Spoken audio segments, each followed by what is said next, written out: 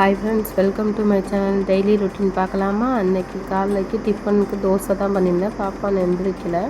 நேற்று ஈவினிங் வரும்போதே என் ஹஸ்பண்ட் கொஞ்சம் ஃப்ரூட்ஸ் வாங்கிட்டு வந்தாங்க. பேரிச்சம்பழம், மாம்பழம், அப்புறம் ப்ளம்ஸுன்னு சொல்கிறது வாங்கிட்டு வந்திருந்தாங்க. பேரிச்சம்பழம் வந்து மரத்துலேயே பழுக்க வச்சு நல்லா ஃப்ரெஷ்ஷாக இருந்துச்சு. அதை எடுத்து வச்சுக்கிட்டு இருக்கும்போதே பாப்பா முடிச்சிட்டாங்க. அப்புறம் அவங்கள ஃப்ரெஷ் பண்ண வச்சு குளிக்க வச்சு சாப்பிட ரெடி பண்ணி உட்கார வச்சுருந்தேன்.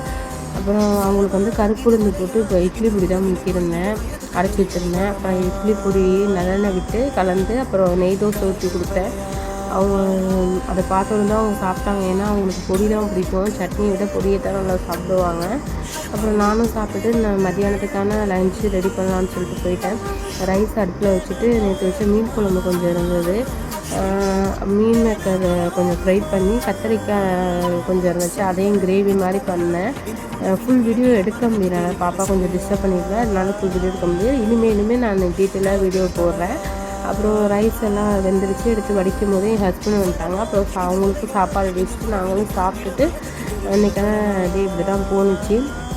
இந்த மாதிரி நிறைய வீடியோ பார்க்குறாங்கன்னா என்னோடய சேனலை மறக்காமல் ஷேர் பண்ணுங்கள், சப்ஸ்கிரைப் பண்ணுங்கள், பெல் ஐக்கானை கிளிக் பண்ணுங்கள், கமெண்ட் பண்ணுங்கள். தேங்க்யூ.